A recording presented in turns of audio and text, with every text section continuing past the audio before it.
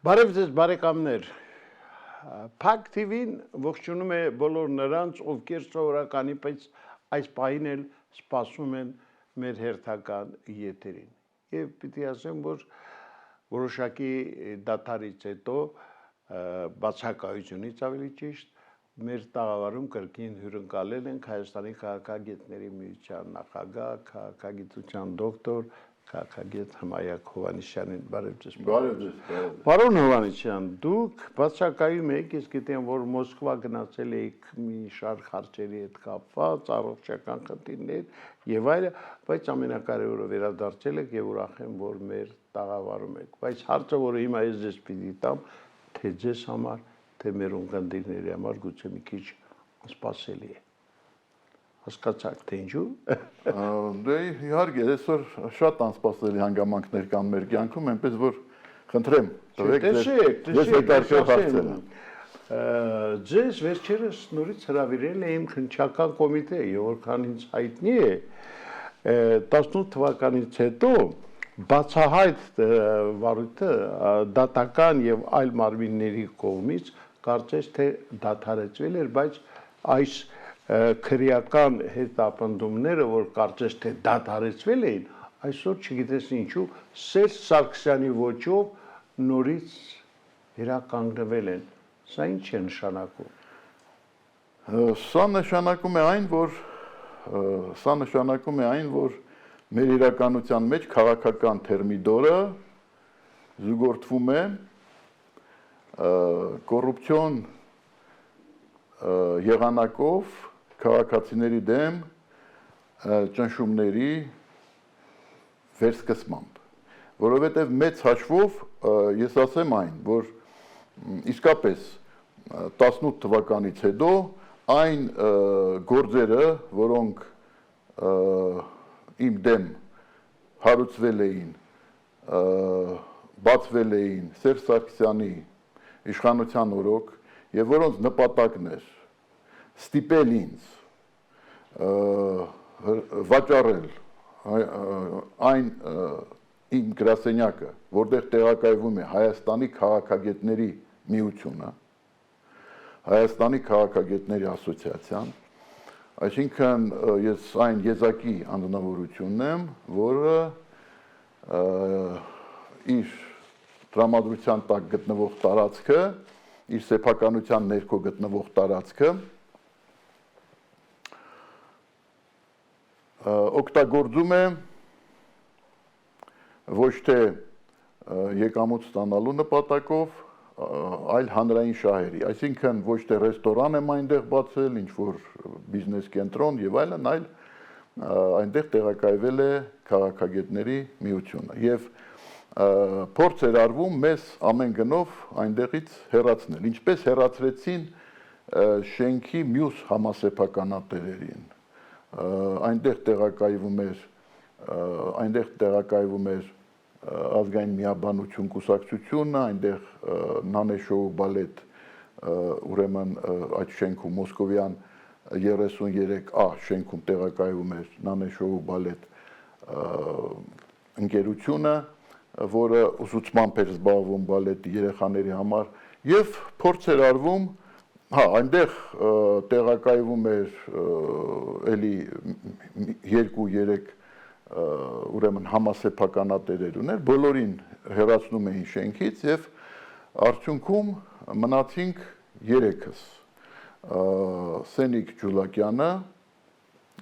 գործարար, Գորիսից,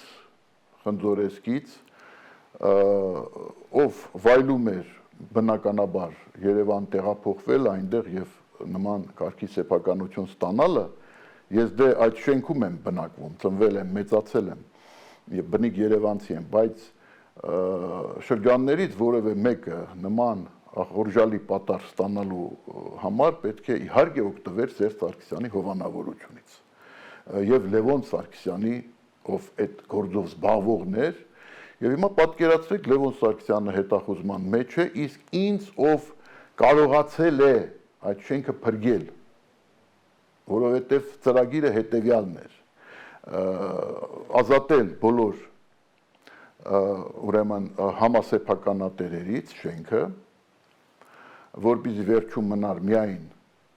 Սենիկ Ջուլակյանը, հետո շենքը հայտարարել վթարային, ձեռքի հետ էլ այդ վթարայնության շենքի հասնելու մեղքը բարթել նախկին համասեփականատերերի վրա, շենքը քանդել եւ կառուցել դրա տեղում երկնաքեր, որը ել ավելի կհարստացներ Սերժ Սարգսյանի ընտանիքին։ Բայց այսօր ես այդ կանխեցի։ շենքի կողքով անցնում եմ եւ սարսափում եմ այն շինարարական աղբը, այն վիճակը, որ տիրում է հակայի գենիկ այդ սանիտարական։ Ձեզ չի անհանգ ստացվում, այն մենք հատուկ լուսանկարել ենք որոշ հատվածներ եւ ես ուզում եմ, որ դուք մեկնաբանեք, սա ինչ վիճակ է, վերջապես այս իշխանությունները հասկանում են, թե ինչ է կատարում, ինչ է, Սերժ Սարգսյանի ուրվականը շարունակում է մնալ մեզանում։ Սերժ Սարգսյանի ոչ թե ուրվականը, Սերժ Սարգսյանը ամբողջ իր թեկուզ նվազ բոյով բուսաթով վերակենդանացել է մեր իրականության մեջ։ Դե այդ ժողովուրդը ասում է, չէ, ինչքան հողի երեսին է, այնքան էլ հողի տակին է։ Նա լրիվ այսօր դրա համար եմ ես ասում, թերմիդոր է այսօր եւ այն, որ ինձ հրավիրել են այդ ընդմիջումից հետո, երբ որ բոլոր այդ գործերը փակվել էին, հրավիրում են հանկարծ քննչական կոմիտե,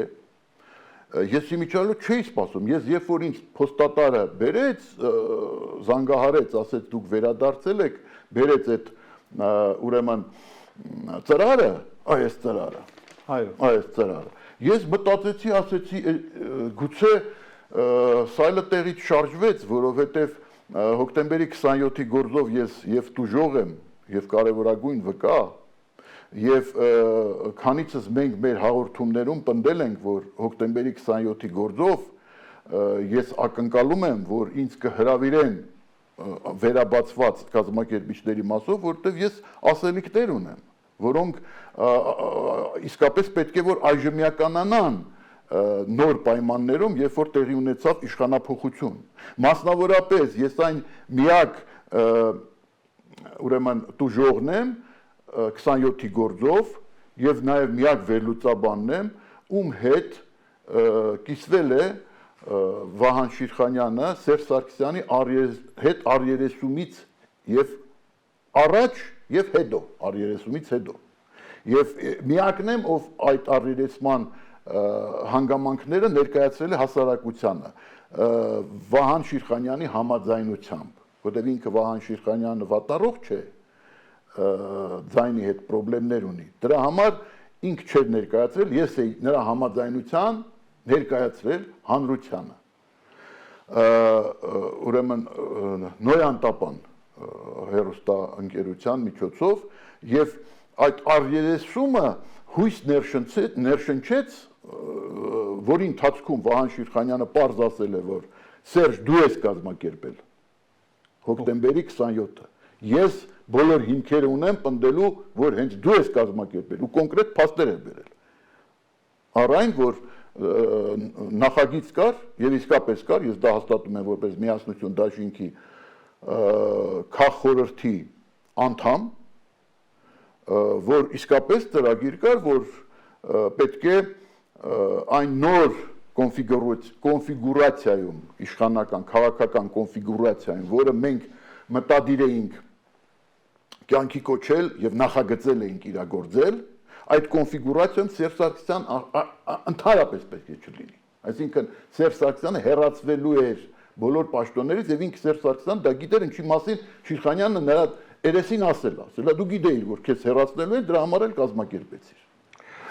Մի րոպե։ Ուրեմն ես մտածեցի, դու ես գիտեք ինչ, միշտ ավելի լավ եմ մտածում մարդկանց համար, քան իրենք իրականում կան։ Առավել եւս գործող իշխանության համար, ես Հայաստանի Հանրապետության քաղաքացի որպես մտածեցի, ասեցի, գուցե մեր պնդումները, որ անհրաժեշտ է ինձ ներգրավել, հասկանում եք, ես տուժող եմ, ներգրավել, այդ, այսինքն հրավիրել անցած ժամանակաշրջանում նոր հանգամանքների ի հայտ գալու պատճառով ինձ հարցաքննել, այսինքն սայլը տեղից շարժել, բա այդ ցուցադրաբար հայտարարեցիք, որ կազմակերպիչների մասով վերաբացում եք գործը։ Բայց քանի տարի անցել, այս տարիների ընթացքում պնդում եմ, որ ինչ պետք է հնարավորություն տրվի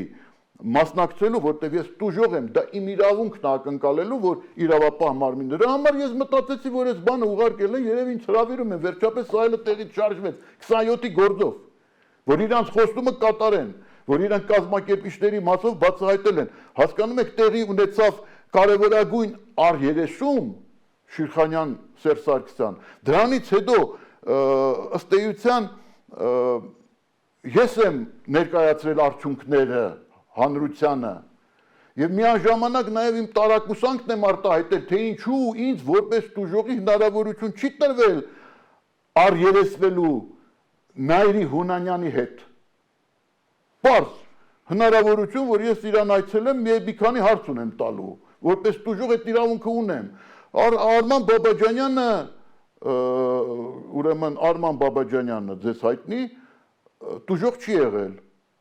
Ընդհանրապես տուժող չի, նրան այդ հնարավորությունն ընձեռվել է նորից իշխանությունների օրոք Սերժ Սարգսյանից հետո։ Ինձ ինչու չի ընձեռվում, այսինչ մոտեցում է վերաբերվում։ Քննչականում ինչ ասեց ինձ։ Քննչականում ես գնացի տեսա լրիվ ուրիշ հարցով են ինձ հրավիրել։ Ես այնտեղ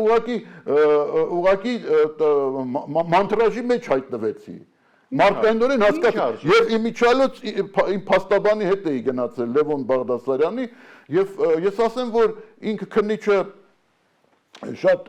նորմալ էր, երիտասարդ անձնավորություն է, բայց եւ ուշադիր լսեց, որ գիտեք ինչ, ես ասեցի, բացի այն բանից, որ ես այդ դատարանի որոշումը, իսկ դատարանի որոշումը ինչ է, որպեսզի ես հայտնեմ, որ ես ուրեմն ներողություն եմ խնդրում այն բանի համար, որ հայտարարել եմ, որ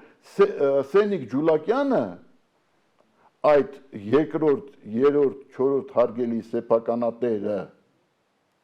շենքի, ես առաջի հարգի սեփականատերն եմ, ինքը երկրորդ, երրորդ, չորրորդ հարգելի։ Իմիջիալոց ուրեմն այնտեղ նկար կա իմ վկայականը, խնդրում եմ ցույց տաք, կա վկայականը, որպեսզի ժողովուրդը տեսնի, որ այնտեղ գրված է, որ տրված է վկայելու վկայական այն մասին, որ ես ունեմ սեփականության իրավունք առաջի հարգի նկատմամբ։ Սևով սպիտակի վրա գրած է, առաջի վկայականի մեջ գրած է, որ վկայական սեփականության իրավունքի մասին առաջի հարգի նկատմամբ։ Հայտարարել էի, որ ուրեմն փորձ է արվում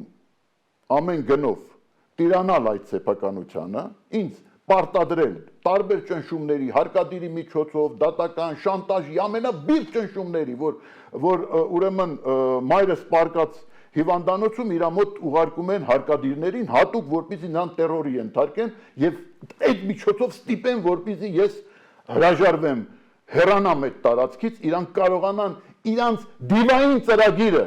թամանյանական շենքը քանդելու դիվային ծրագիրը եւ տեղում երկնաքեր դնելու իրականացնեն, որտեղ Հմայակ Հովհաննիսյանն է փրկել եւ ամբողջ հարևանությունը գիտի այդ շենքը։ Այո։ Քանդումից դա թամանյանական ժառանգությունն է։ Դրա մասին նաեւ խոսել ենք Թամանյանի թորան հետ, Գագիկ Թամանյանի հետ։ Ես պարոն Հովհաննիսյան, նայել ինձ պատգամել է, որպեսզի այդ շենքը պաշտպանեմ։ Քանիցս Ավինյանին ասել եմ, որ Ավինյան վերադարձրու այդ շենքը պատմամշակութային արժեքների ցանկ, ինչու, որովհետև այդ շենքը եղել է պատմամշակութային հուշարձանների ցանկում, բայց Սերժ Սարգսյանը դառնալով վարչապետ իր առաջին իսկ որոշմամբ, առաջին իսկ քայլով հրահանգել է, որպեսզի հանվի պատմամշակութային արժեքներ ունեցող շենքերի ցանկից այդ շենքը, որպեսզի այդ շենքը այդ ձևով կարողանան, ինչպես արեցին երիտասարդական պալատը, ինչպես անեցին լեզվի ինստիտուտը, ակադեմիայի առաջի շենքը, որտեղ իմիջիալոց Կարեն Դեմիրճյանը այդտեղ է եղել նաև դպրոցը, որը ինքը հաճախել է, այսինքն դա պատմական շենք էր եւ դա ավերեցին, չնայած տարբերակներ կային, որպեսզի խուսափել այդ ավերածությունից եւ ավելի, այսպես ասած, հարմարավետ դարձնել եկեղեցու տեսարանը եւ դիրքը, որը այնտեղ կար շենքի բակում։ Ես ինչ եմ ուզում ասել։ Ես ուզում եմ ասել, որ այս գիտեք ինչ, հա, հիմա ես ասեմ հետեւյալը։ Այդ ինձնից դա էր պահանջվում, պարզվում է, որպեսզի ես որպեսզի ես այսօր հայտարարեմ, ներողություն խնդրեմ, թե մեղադրանք այն էր, թե դու ինչու փակելով դրամային պահանջները, կատարելով դրամային պահանջները, մեծ դրամային ուրեմն տույժեր էին դրվել, որը ես կարողացել եմ մեծ դժվարությամբ արդեն Սերժ Սարգսյանի հեռանալուց հետո, որովհետև Սերժ Սարգսյանը փակել էր բոլոր անցքերը օգտագործելու այդ գրասենյակը։ Ես փաստորեն գույքահարկը վճարում էի, բայց ի վիճակի չէի օգտագործել, որտեղ անընդհատ այնտեղ քանդոց էր։ Հիմա տեսեք, անընդհատ քանդոց է։ Բայց այսօր էլ այդ վիճակն է շենքի բակում։ Ահա, եւ հիմա նոր թափով է դա սկսվել։ Տեսեք, հիմա ինչ եմ ես ասում։ Նոր թափով սկսվել է հիմա այս պահին լուսանկարը կարող ենք դիտել։ Այո, խնդրեմ, ուրեմն լուսանկարը, խնդրեմ լուսանկարը եւ դուք բացատրեք։ Պատերազմից հետո հիշեցող ինչ որ փողոց է։ Այո, եւ եթե հիշում եք, լուսանկարը խնդրեմ։ Ահա, խնդրեմ։ Մեր էկրաններին ձեր շենքի դիմացի այն հատվածն է, որը կենտրոնում քաղաքի աղբանոցի է վերածվել։ Բարիկադի ինչ որ, խնդրեմ, ձեր մեկնաբանը։ Այո։ Ես ուրեմն պարզ ասեմ, եւ դուք դրա ականատեսն եք, որտեվ ուրեմն բաց TV իրավահաջորդ հանդիսացող Փակ TV-ին, բաց TV, որի կնքահայրն եք դուք, հիմնադիրն եք դուք, Փակ TV-ին, բաց TV իրավահաջորդն է, որտեվ Փակ TV-ին ձեր աշխատանքի արդյունքն էր, պարոն Ղուշյան։ Եվ դուք տեղակայվում եք մեր տարածքում, դուք ականատես եք, թե ինչ էր կատարվում օգոստոսից սկսած սկսվեց այդ բերեցին տրակտորը, ցույց տվեք նորից, այդ տրակտորը բերեցին, դրեցին եւ սկսեցին հիմքերը քանդել եւ մուտքը քանդել։ Միաժամանակ վերևից հենց որ սկսվում էր բաց TV-ի, հենց որ սկսվում էր ծրագիրը, ձեր հեղինակային ծրագիրը, մեր տարածքում էր դա տեսաձայնագրվում եւ ձեր նստավայրը այն ժամանակ հենց մեր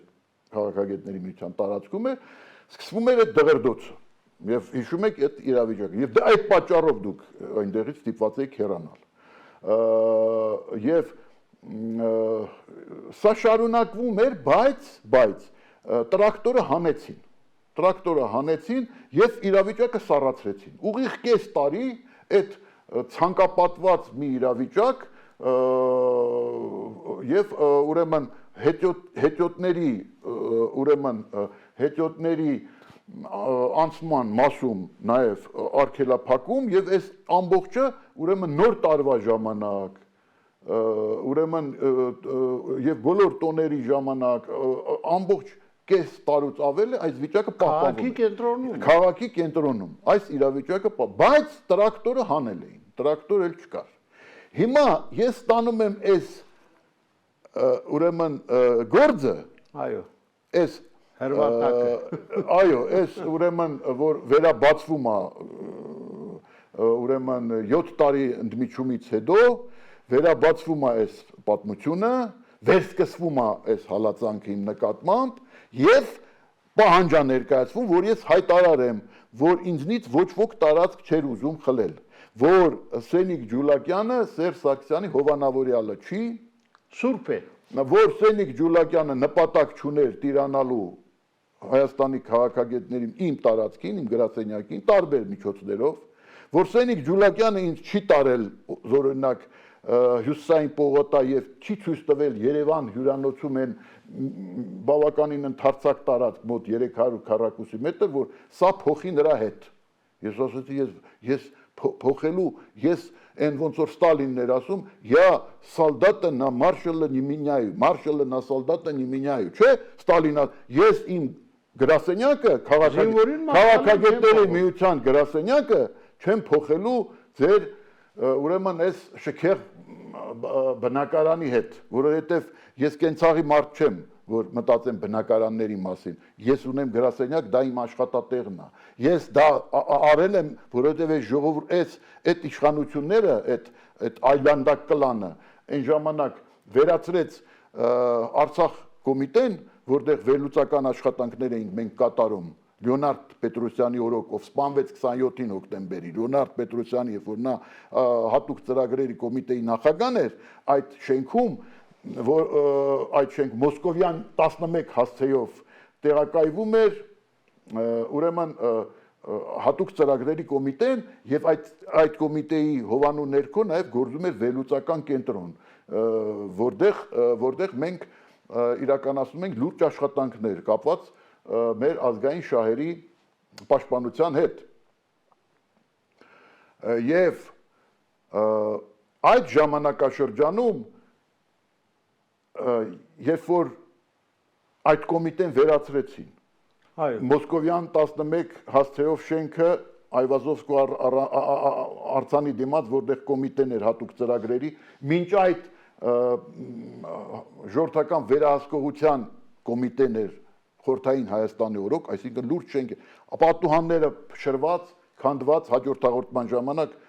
գուցե դա էլ ցույց տանք ժողովրդին, այս վիճակում չկար այդպիսի մի հաստատություն, որը որ կզբաղվեր վերլուծական հատուկ աշխատանքներով, կշարունակեր այն գործը, որը մենք իրականացնում ենք 90-ական թվականներին եւ որը Լեոնարդ Պետրոսյանի հետ միասին այդ Սերժ Սարգսյանական տխրահարճակ տարիներին, երբ որ այդ հատուկ ծրագրերի կոմիտեն փաստորեն ուրեմն քայքայեցին, որպեսզի շենքին տիրանան, այսինքն վերացրեցին, շենքը սեփականացվեց եւ փաստորեն այդ կոմիտեն վերացավ եւ համապատասխան այն կառույցները, որոնք գործում էին այդ կոմիտեի ներքո հատուկ ծրագրերը, որոնք իրականացվում էին, այդ թվում նաև վերլուծական, դրանք չեղարկվեցին։ Ես այդ ժամանակ Արցախի ռազմաքաղաքական ղեկավարության առանցքային դեմքերից Վիտալի Բալասանյան, Արկադի Ղուկասյան եւ այլն հրավիրել եմ եւ բացատրել եմ, ասել եմ, որ ես պատրաստ եմ, որպեսզի քաղաքագետների միության գրասենյակում այդ աշխատանքները իրականացվեն, որտեղ այդ աշխատանքների շնորհիվ մեզ հաջողվեց պահպանել Արցախը 90-ական թվականներին եւ հաղթել առաջի պատերազմում, որովհետև հաղթանակը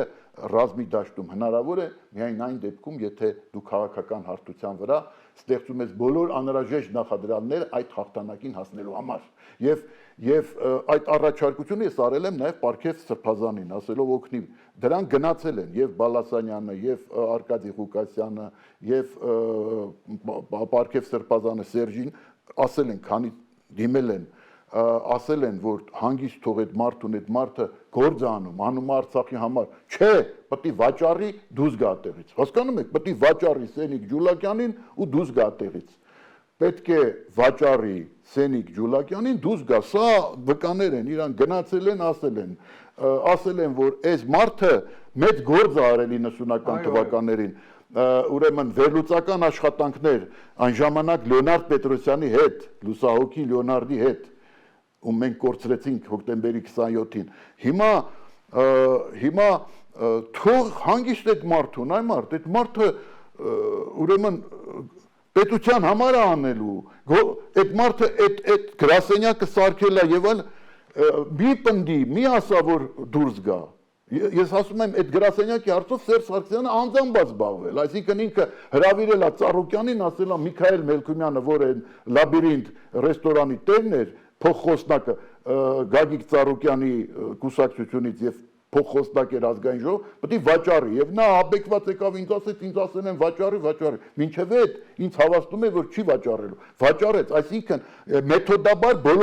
բոլորին հանել էին այդ շենքից, մնում է ես էի խանգարում այդ շենքի ոչնչացմանը, իսկ այդ շենքի ոչնչացումը ինձ համար։ Այսօր տեսնենք ինչ վիճակ է, տեսնեք ես ուզում եմ Հիմա ես ասում եմ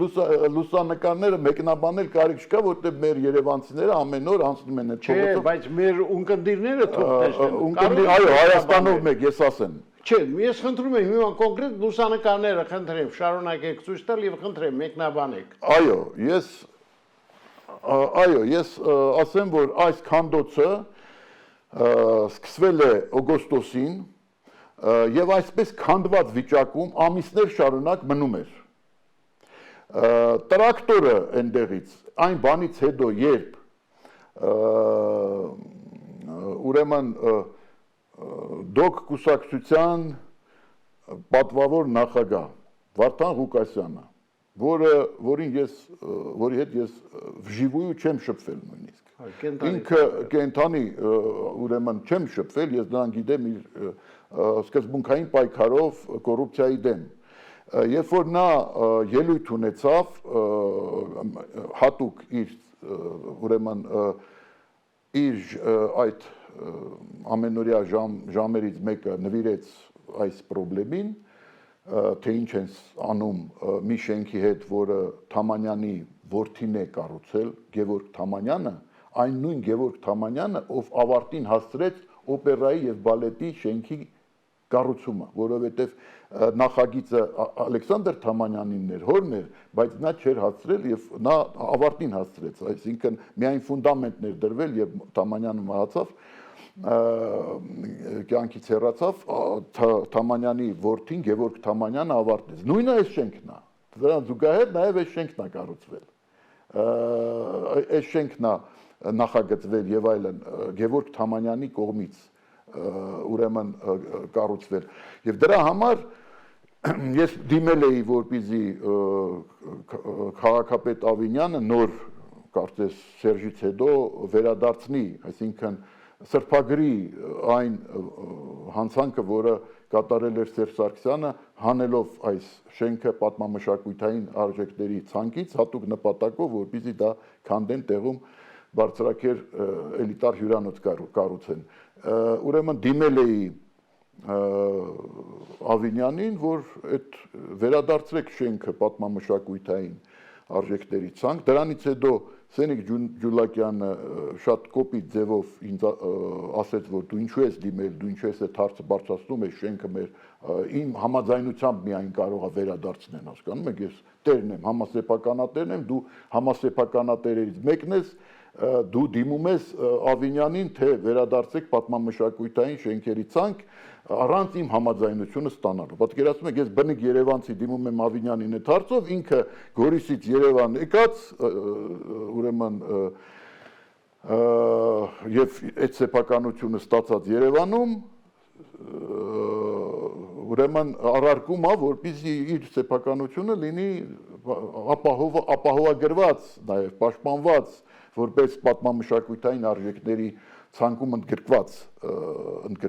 շենք, շինություն։ Ես սա ասում եմ, որ գիտեք ինչ, տեսեք ինչ եղավ, ես սա կապում եմ, այ թող ունկնդիրները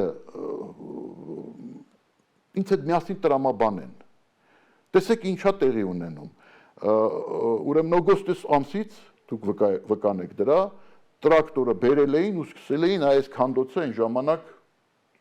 կատարել էին, այդ քանդել էին ամբողջ ֆունդամենտ, բան, թե իբր ուրեմն մենք ունենք շինթույլտվություն քաղաքապետարանից։ Այդ շինթույլտվության հանգամանքը ընդգծելով բերել էին տրակտորը։ Շինթույլտվությունը տրվել է անցած տարվա ապրիլ ամսին։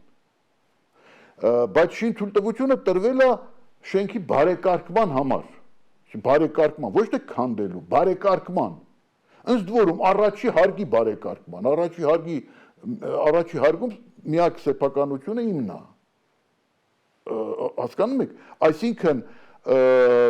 առանց իմ համաձայնությամբ ոնց են տալիս շինթույլտվություն, եթե ես տեղյակ չեմ դրա մասին, սա կոպտագույն կոռուպցիոն խախտում է, այսինքն իմ սեփականության համասեփականության իրավունքը ընդհանուր սեփականության նկատմամբ մուտքի խախտվում է եւ նրան տրվում է ուրեմն Սենիկ Ջուլակյանին շինթույլտվություն, որպեսզի ինքը իրականացնի քանդոց բարեկարգման անվան տակ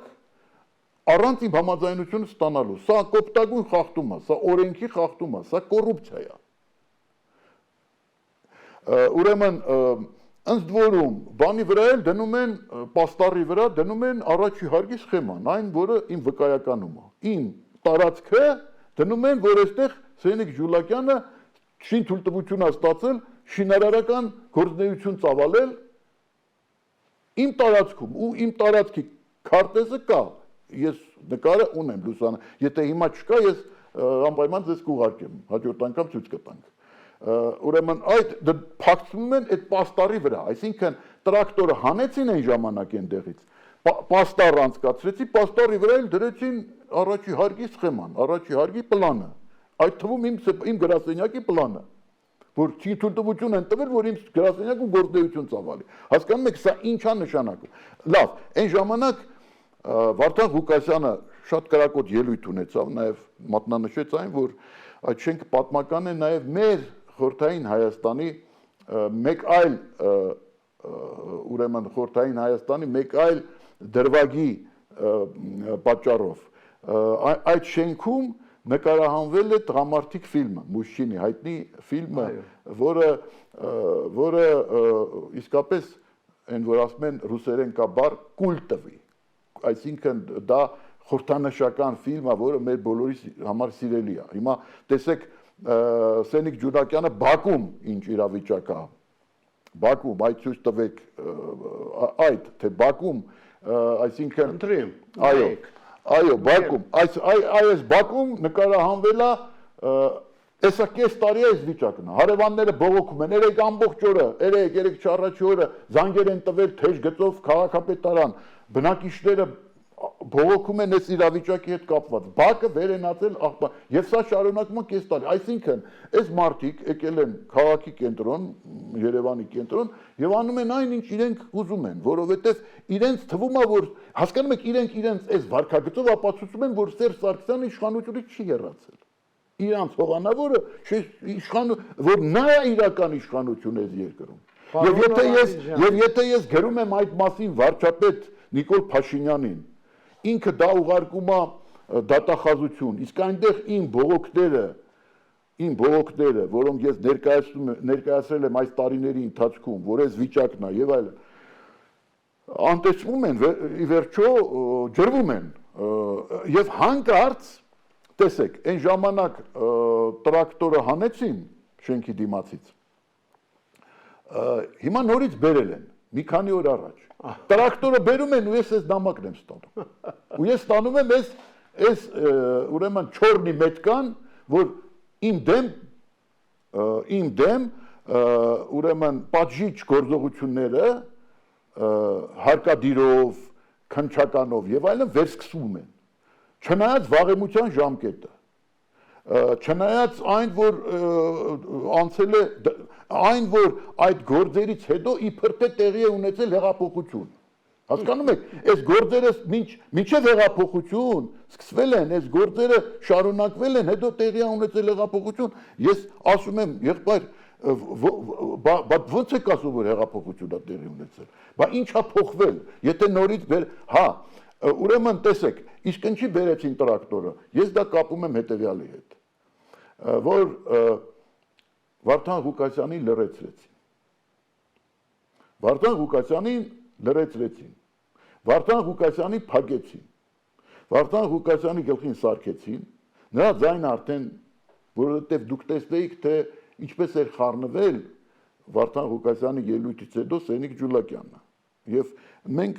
ձեռքի տվեցինք, ի վերջո ասեցինք, որ լավ վերջանում է, այսինքն հարցը ավարտվեց, դրանից հետո ուրեմն խոստացավ, որ օրերի ընթացքում,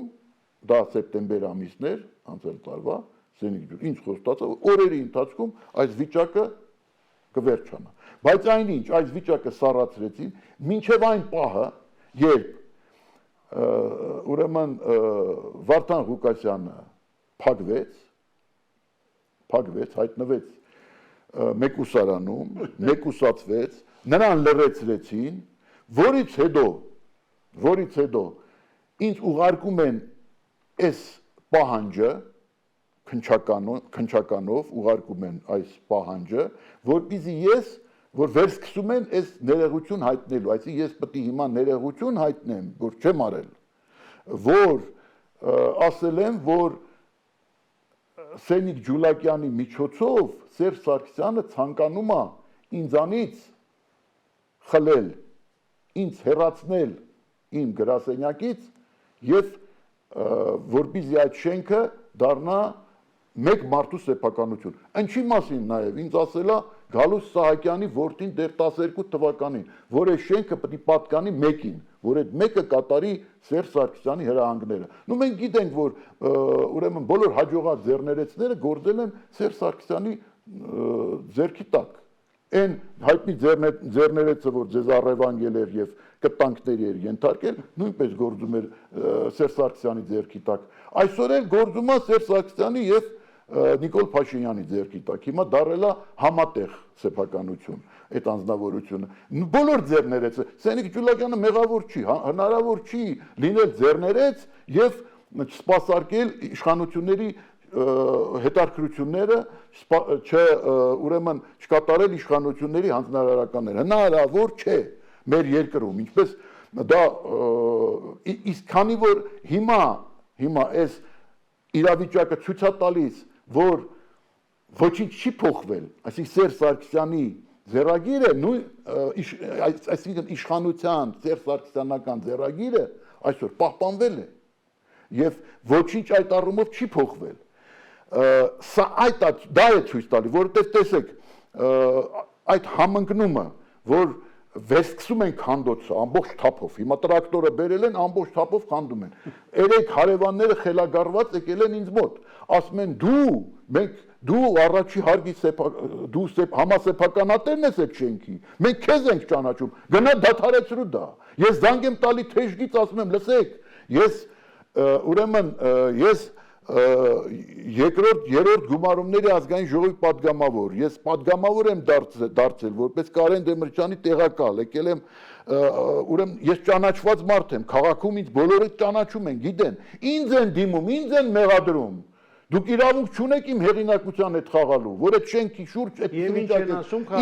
ինձ մեղադրում են, ասում են, մենք Սենիկ Ջուլակյան չենք ճանաչում, որևէ մեկը չենք ճանաչում։ Լավ, քաղաքապետարանը ինչ է ասում։ Ինչ է ասում։ Դե տեսնենք ինչ պետք է ասի, ինձ ընդամենը ասեց, որ իմ բանը ընդունված է։ Իմ բողոքը ընդունված է թեժ գծով, բայց հասկանում եք, տրակտորը շարունակում է, դեղդոցը շարունակվում է, հարևանները, բազմաբնակարան շենք է դա, բազմաբնակարան, այսինքն հարևանները բոլորը բողոքում են, թեժ գծով զանգահարում են, ասում են մեր շենքը քանդում են, պարզապես հիմքերը ավերում են, տրակտորով հիմքերը ավերում են, անտերությունը ոչ ոք չկա, եկեք մի հատ, գիտեք ինչ, սա զարհուրելի կոռուպցիոն իրավիճակ է, ինչու, որովհետև օրենքի համաձայն, եթե համասեփականատերերից մեկը ինչ որ գործողություն է կատարում, պետք է նա ստանա ճարտարապետա նախագծային առաջադրանք պետք է մշակվի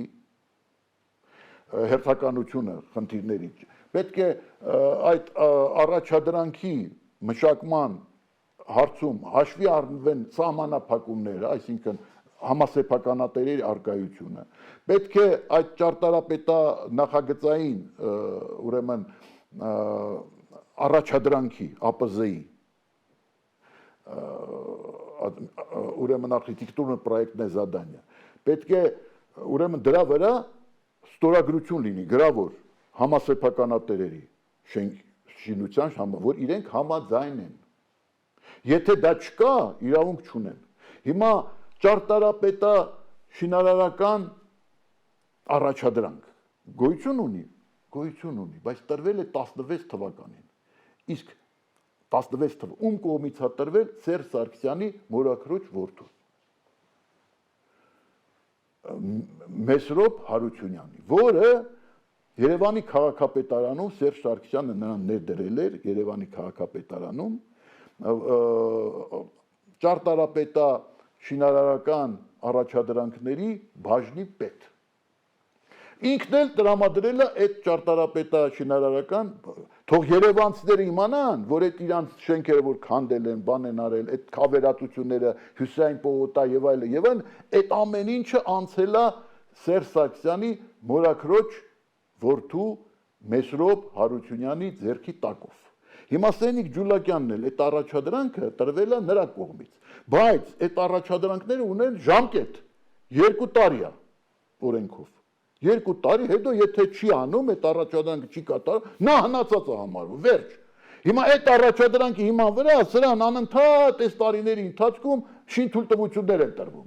Այսինքն այդ Սերժ Սարգսյանի մորաքրոջ տղեն այդ Հարությունյան Մեսրոպը 2 տարի առաջ մահացել է։ Նա չկա, բայց նրա շինթույլտվությունը նրա առաջադրանքը, նրա գործը անմահ է, նա այսինքն դրա տրված բաներ ինչու, որովհետև դա նա չէր տալիս, Սերժն էր տալիս, իսկ Սերժը ողջ առողջ է, Սերժը ոչ միայն ողջ առողջ է, նա ուրեմն այն սև կարդինալի նման կանխորոշում է բոլոր գործընթացները, այսօր այդ տրակտորը նա է բերել այնտեղ կանգնացրել, ոչ թե որևէ մեկը։ Նա է բերել այնտեղ կանգնացել։ Պարոն Հովհաննիսյան։ Եվ տրակտորը հիմա տեսեք, հիմա դուք ինձ ասեք, պարոն Հուշյան, դուք ինձ ասեք, ես որ համադրում եմ այս 3 բաները, այսինքն տրակտորի վերադարձը կես տարի հետո եւ նոր թափով քանդոցը, այս պահանջը ինձ ուղված, որ ես կատարեմ դատարանի 10 տարի առաջ կայացված որոշումը, մինչև իբր թե հեղափոխություն, որտեղ իրանք ամեն ինչ անում են, որ ժողովուրդը ճանաչի այդ հեղափոխությունը որպես fake։ Թող Նիկոլ Փաշինյանը դա իմանա, Նիկոլ, ամեն ինչ անում են, որ քո հեղափոխությունը ճանաչվի որպես fake, որովհետև մարդիկ ասում են, մենք առաջնորդվում ենք այն որոշումները, որոնք կայացվել են Սերժ Սարգսյանի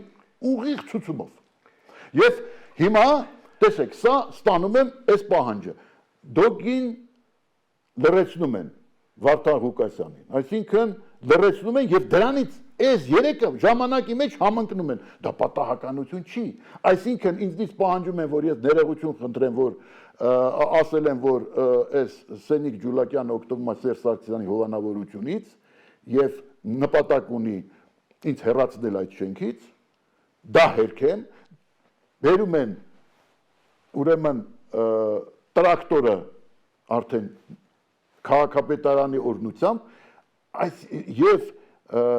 միաժամանակ այնտեղ ուրեմն Ամերիկայում նախաձեռնում են քայլեր, այսինքն դեսպանի բանի միջոցով, որպեսզի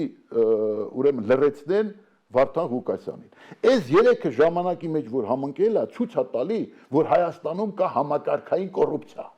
որովհետև տեսեք, ոնց է սինխրոն ինչպես են գործում քաղաքապետարանը, քննչական կոմիտեն, ինչպես սինխրոն գործում են հարկադիր կատարողները, որտեղ հարկադիր կատարողներն են դիմել, հարկադիր կատարողները դիմել են քննչականին, որպեսզի գործը վերսկսեն։ Չգիտեմ, ես չեմ կատարել հարկադիր կատարողների պահանջը ամբողջությամբ կատարելու դատարանի որոշումը։ Ֆինանսական կողմը կատարել են, բայց չեմ հայտարարել, որովհետև դա աբսուրդ է հայտարարել, որովհետև դա նույնն է, որ ասես հայտարարեց, որ մածունը սև է։ Սա ուրեմն այս որ համընկել են, սա ես կարևոր բան եմ ասում, ժողովուրդ։ Սիրելի հայրենակիցներ, սա որ համընկել են, ես եթե դա չիմանայի, ես դրա մասին չէի խոսի։ Սա որ համընկել են այս 3-ը, Վարդան Ղուկասյանի լրացնելը, այս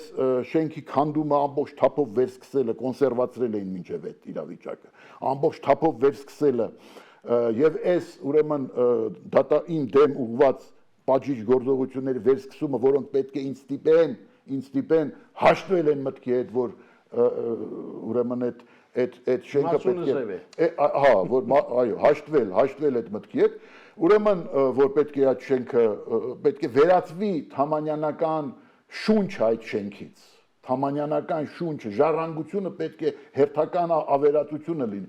Եվ հիմա տեսեք ինչ է ստացվում, այս 3-ը որ համընկել են, սա ցույց է տալիս հետևյալը, որ ուրեմն սինխրոն գործում են բոլոր պետական մարմինները կոռուպցիոն ծրագրերը կյանքի կոչելու կոռուպցիոն ծրագրերը Սերժի կոռուպցիոն ծրագրերը կյանքի կոչելու համար սինխրոն գործում են քաղաքապետարանը հարկադիր կատարողը քննչականը սինխրոն գործում են Պարոն Հովհաննիսյան, կներեք որ ընդհատում եմ Սերժի ձեռքի տակ եղած եւ Սերժի կողմից աճեցված օլիգարխները Հիմա տեսեք, հիմա փորձեք ամփոփել, մենք այդ զրույցը կշարունակենք, երևի սարքենք մեր զրույցը ձեզ հետ հերոստասերիալի տարբերակով, հաջորդ շաբաթ հակակոռուպցիա ծրագիր։ Ինչու՞։ Սիրելի հայրենակիցներ, մի իրավիճակում, երբ որ երկրում ընթացքի մեջ է քաղաքական թերմիդորը։ Ինչ է ասել քաղաքական թերմիդորը։ Քաղաքական թերմիդորը դա մի ժամանակաշրջան էր, որը տեղի ունեցավ ֆրանսիական հեղափոխությունից հետո, երբ որ իշխանության եկավ դիրեկտորիան, երբ որ վերադարձան այն ուրեմն օլիգարխները, որոնք նաև բարգավաճում էին այն ժամանակ թագավորի ձեռքի տակ, Լյուդովիկոսի, վերադարձան ասպարեզ Եվ տեղի ունեցավ թերմիդոր։ Թերմիդորը դա հեղափոխական ամիսներից մեկն է, հենց այդ ժամանակաշրջանում ստեղծվեց դիրեկտորիան։ Դա համար թերմիդորը համարում են հակահեղափոխական, այսպես ասած, սինդրոմ կամ ռեակցիոն իրավիճակ, ռեակցիոն այն ընդվզման դեմ, որը տեղի ունեցավ եւ որի իրականում հեղինակը մեր ժողովուրդն էր, որովհետեւ մեր ժողովուրդն էր մերժում Սերժին։ Նիկոլը մտադրություն չուներ Սերժին մերժելու։ Նիկոլը մտադրություն ուներ այդ ալիքից օգտվելով հասնելու իշխանության։ Թե իշխանության նվաճումից հետո ինչ տեղի ունեցավ, մենք տեսնում ենք։ Եվ այսօր իրական թերմիդոր է տեղի ունենում մեր երկրում, քաղաքական թերմիդոր։ Դրա ապացույցները այն հալածանքներն են, որոնց ենթարկվում են քաղաքական գործիչները։ Կոնկրետ ինձ իմ դեմ վերսկսելը այս հալածանքի կապված է անշուշտ այն բանի հետ, որ ես պաշտպանեցի Վարդան Ղուկասյանին։ Պաշտպանեցի Վարդան Ղուկասյանին, որտեղ ես սկզբունքորեն համարում եմ, որ մեր պարտության հիմնական պատճառը, մեր ուրեմն արտաքին ճակատներում պարտության հիմնական պատճառը կոռուպցիան է։ Երկրում կոռուպցիայի գոյությունն է եւ այդ կոռուպցիան պետք է արմատախիլ արվեր, բայց մենք տեսնում ենք, որ տեղի է ունենում թերմիդոր, քաղաքական ռեակցիա եւ վերսկսվել է հալածանքները քաղաքական գործիչների դեմ, փորձ է արվում լրացնել, հասկանում եք, ինձ ասում են մի ասա այն մասին, որ այդ շենքը, որ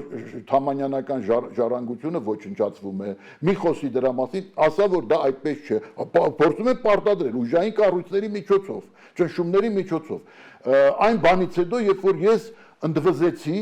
Վարդան Ղուկասյանին լրացնելու դեմ, որտեղ Վարդան Ղուկասյանի ձայնը շատ կարևոր էր։ Ինչու, որովհետև այդ մարդը ինքը 17 տարի աշխատելով իրավապահ համակարգում ինքը խորքից գիտեր այդ կոռուպցիոն իրավիճակը, տիրապետում էր նյութերին եւ այդ նյութերը հրապարակելով փորձում էր հասնել նրան, որպեսզի կոնկրետ կոռուպցիոն իրավիճակները հանգուցալուծվեն եւ կոռուպցիոն վտանգները չեզոքացվեն։ Սա ես դիմում եմ նաեւ այսօր դիմում եմ Միացյալ Նահանգների դեսպանին, ես մտադիր եմ այցելել իրեն, ես ասում եմ դա հրապարակայնորեն եւ ներկայացնել իմ նկատառումները այն բանի մասին, որ երկրում համակարգային կոռուպցիան, որի վերացման նախադրյալները ստեղծվեցին 18 թվականից հետո, այսօր այդ համակարգային կոռուպցիան վերականգնվում է, այդ հրեշը վերակենդանանում է, ինչու, որովհետև ուրեմն քաղաքական, տեսեք ինչ տեղի ունեցավ Գյումրիում, Վարդան Ղուկասյանին պարտադրեցին փաստորեն, որպեսզի ինքը դուրս գա ընտրապայքարից Գյումրիում, պարտադրեցին այն բանով, որ նրան մեկուսացրեցին եւ զրկեցին ձայնի իրավունքից։ Իսկ իր հիմնական քաղաքական զենքը, որպես քաղաքական գործիչի, իր ձայնն էր, իր ազատ խոսքն էր։ Դրանից զրկեցին, հետեւապես փաստորեն դրանով իսկ հեռացրեցին ընտրապայքարից։ Հեռացրեցին, որպեսզի մաֆիան գա իշխանության, ինչպես եւ տեղի ունեցավ։ Այսօր այնտեղ իշխանության եկավ հին մաֆիան։ Իսկ ինչու գործող իշխանությունը գերադասեց կանաչ լույս տալ հին մաֆիայի ուրեմն վերադարձի համար Գյումրիում հին մաֆիայի հաղթանակի համար Գյումրիում հանելով ընտրապայքարից Վարդան Ղուկասյանին այն պատճառով որ մաֆիայի հետ պայմանավորվելը հեշտ է մաֆիայի հետ եթե դու նպատակ չունես իսկապես կոռուպցիային վերջ դնել, իսկապես դեմոկրատական կարգեր հաստատել, իսկապես ուրեմն ականջալուր լինել ժողովրդի պահանջներին, ականջալուր լինել ժողովրդի խնդիրներին, եթե դու դա այդպիսի նպատակ չունես, քեզ համար իհարկե վտանգավոր է այդ խնդիրները հետապնդող ուժին թողնել, որպեսզի նա ուրեմն որպեսզի նա գա իշխանության, որպեսզի նա լինի իշխանության ներսում։ Քեզ ձեռնտու է, որպեսզի իշխանության ներսում լինեն այնպիսի ուժեր, որոնք մաֆիոզ ուժեր, իսկ մաֆիայի հետ միշտ հնարավոր է իշխանությունները միշտ մաֆիայի հետ կարողանում են լեզու գտնել, եթե նրանք նպատակ չունեն այդ մաֆիան արմատախիլ անել հիմնականորեն։ Պարոն Հովհաննիսյան, եւ մեր իրականության մեջ ես այսօր ասում եմ մեծ ցավով այս իրավիճակը որը ես նկարագրեցի, այս 3 հանգամանքները, որոնք ժամանակի մեջ համընկել են եւ ցույց են տալիս իրականության մեջ, որ մեզանում տեղի է ունենում հին գործելակերպի ռեստավրացիա, Սերժ Սարգսյանական գործելակերպի ռեստավրացիա, սա ցույց է տալիս, որ մենք այսօր պետք է արձանագրենք, որ գործող իշխանության կոռուպցիայի դեմ պայքարի ծրագիրը, որով այս իշխանությունը եկավ իշխանության 18 թվականին, հիմնական մեխը կոռուպցիայի դեմ պայքարն էր, կոռուպցիան արմատախիլ անելու պարտավորությունը, միջոցները կոպեկ առ կոպեկ հետ բերելու, ուրեմն բոլոր օրինազանցներին պատժելու եւ այլն եւ այլն։ Այս կոռուպցիան արմատախիլ անելու ծրագիրը ձախողվել է ներկայիս իշխանության։ Եվ այսօր Նիկոլ Փաշինյանը, ում ես նաև պատրաստվում եմ նոր հաղորդում ներկայացնել, որտեղ մեկը ես ներկայացրեցի հանցագործության մասին հաղորդում այս իրավիճակի հետ կապված սեպտեմբերի 5-ին։ Հիմա ես կրկնակի հաղորդում հանցագործության մասին խորագրով նյութ եմ նախապատրաստել եւ չորեքշաբթի ներկայացնելու եմ Նիկոլ Փաշինյանին։ Արդյունքների մասին ձեզ կասեմ, սիրելի հայրենակիցներ, կասեմ արդյունքների մասին։ Հենց այնտեղ գրում եմ այն մասին, որ կոռուպցիայի այս օրինակով, այս գործի օրինակով կոռուպցիայի դեմ պայքարը ցավոք սրտի այսօր տեղապտույտի մեջ է, մեղմ ասած։ Տեղապտույտի մեջ է, մեղմ ասած։ Իսկ եթե ավելի ճշգրիտ գնահատական տալ, ցավոք սրտի ձախողվել է կամ ձախողման եզրին է։ Պարոն Հովհաննիսյան, այսօրվա համար շնորհակալ եմ, ես ասացի մեր զորիչը մենք կշարունակենք նաև հաջորդ շաբաթ, դուք ձեր հանդիպումները կազմակերպեք, շատ լավ կլինի, որ հանդիպեք նաև Միացյալ Նահանգների դեսպանի հետ, այդ նոր հաղորդում, որ ուզում եք ներկայացնեք վարչապետին ներկայացեք, հաջորդ շաբաթ։ Իմիջիայլոց ասեմ, ես, քանի որ Սենիկ Ջուլակյանը Չեխիայի քաղաքացի է, Ռուսաստանի քաղաքացի է, Հայաստանի մի խոսքով, Սերժ Սարգսյանի ժամանակաշրջանում դա հնարավոր էր լինել, հա, ուրեմն Չեխիայի քաղաքացի, ես հանդիպել եմ նաև Պետեր Բիրումչիկի հետ, Չեխիայի դեսպանի հետ, դեռ անցած տարվա աշնանը, հոկտեմբեր ամսին, նկարագրել եմ իրավիճակը, նա իր հավաստիքները ինձ տվեց, որ ուրեմն իմ սեփականության իրավունքը օրինական, իմ մարդու իրավունքները կհարգվեն, որ ինքը իր կողմից ամեն ինչ կանի։ Լավ, այդ շատ լավ է։ Հույս ունենանք, որ տրակտորների թիվը չի ավելանա, ընդհակառակը կքաշեն, կմաքրեն եւ հաջորդ շաբաթ մենք կշարունակենք։ Իսկ ինչ վերաբերվում է Միացյալ Նահանգների դեսպանի հետ հանդիպմանը, ես գտնում եմ, որ պետք է ցույց տալ այդ կապը կոռուպցիոն գործարքների ուրեմն գործարքներին զարկ տալու միջև եւ